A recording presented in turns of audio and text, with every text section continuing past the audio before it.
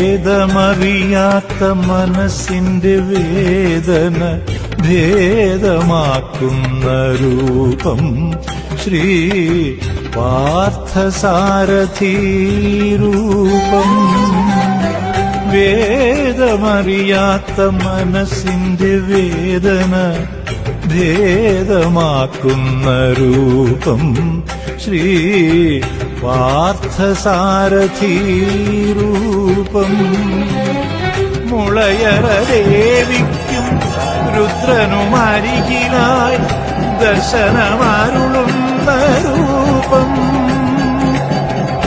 വെട്ടിങ്കളായിരം വദനത്തിലുദിച്ചപ്പോൾ കണ്ണന്റെ കമനീയ രൂപം.